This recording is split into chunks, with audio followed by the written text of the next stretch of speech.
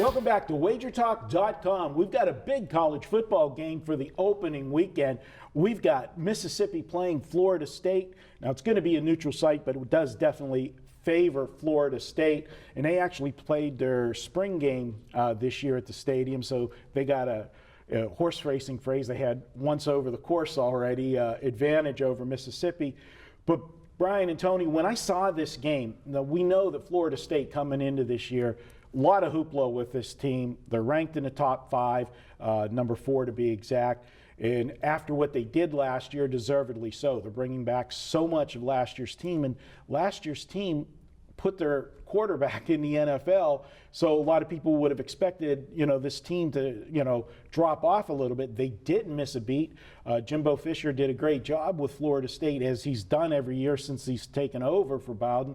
But when I saw the opening number on this one, I was a little bit surprised. Mississippi, I know they're an SEC team, but they lost almost the whole team. They're still ranked in the top 25, but for this game to come out at 5.5, I was shocked when I saw the opening number. I thought it would have been closer to a touchdown, and we've seen this line come down. Now, part of that, Brian's due to a quarterback situation in Florida State. You want to explain the situation? Yeah, I don't think if there has been a line change, it has to do with the quarterback, because McGuire was there and he's been there, but he's a good quarterback. But DeAndre Francis is a freshman. He's going to be taking over. A lot of people thought he would be the starter before the season started. So it's not really a drop-off. I talked to Cheetah. I asked him if he made any adjustment in the line, and he said no. He says this guy has a higher upside, and that's what I've heard too. Mike, and I've talked on earlier videos how much I like this Florida State team. I've got them rated right behind Alabama in the national spotlight.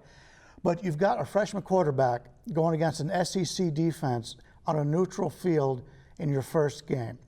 And I know Mississippi's lost some players, but that's a damn good defense. They've always got a great defense.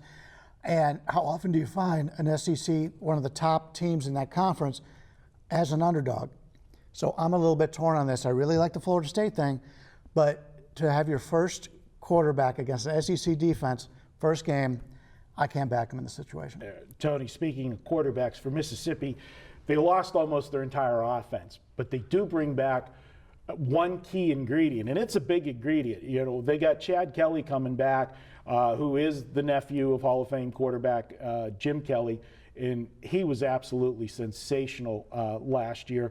The team at the end of the season, final 4 games of the season, they scored 52, 38, 38, and 48 points. This offense was rolling last year, and I'm looking at this, and I think Mississippi, the success they've had the last few years, even though they lost all this talent, they've been recruiting well, and I think they're going to be able to reload.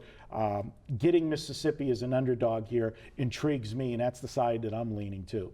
Very intriguing. I mean, going into last season, if you would have said that Mississippi was going to put up the points they put up, I would have probably argued with you. This is a team that came in supposedly the best defense in the SEC, and some of the points that were up on the board, not only what they scored, what they gave up, was fairly surprising. This is a team that has a brutal schedule. I think, and you can correct me, Brian or Marco, I think they play 10 ranked teams this year. Mississippi does. I believe that may be the case.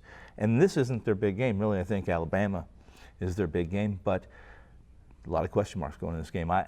You guys seem to have an opinion. I'm so on the fence in this with the current line and the question marks that are surrounded. Yeah, Tony mentioned how teams have done against upper echelon. I didn't make a note of that.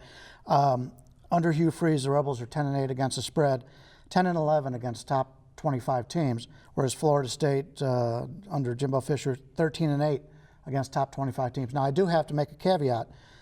Ole Miss is playing top 25 teams basically every week. Yeah. Right. Whereas Florida State can play the top 25 team. They could play the Clemson, and then get 2 cupcakes, and then come back and play somebody else. So take it with a grain of salt. Yeah. And my thing on this, and I've always been, and I know there's been a little bit with the quarterback that might get some people reacting to it, but the public doesn't generally bet these college football games early. The people that are betting games early are the sharper players, in my opinion.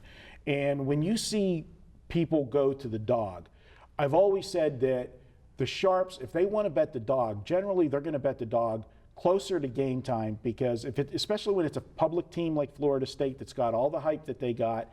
And remember that this is a standalone game on Monday night. It'll be the only game going, so it's going to get a lot of action from, the squares.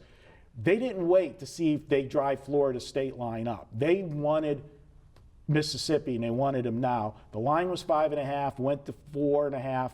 4. It's a solid 4 around town right now. To me, that's a solid indicator that the sharps think the right side is Mississippi, which is where I'm at on it, and it's got me confirmed to take Mississippi in this one. 5.5 to 4.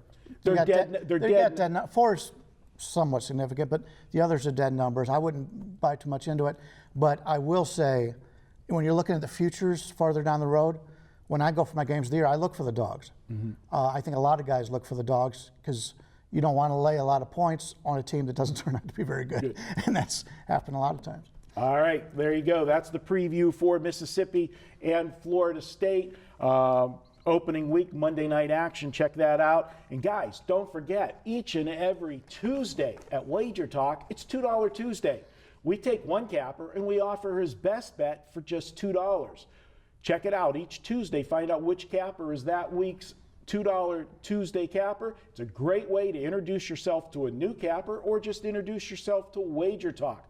And whenever you do that each week, you get some special discounts for other cappers and that capper for the next day. Check it out each and every Tuesday at Wager Talk. We'll be back with more here at wagertalk.com.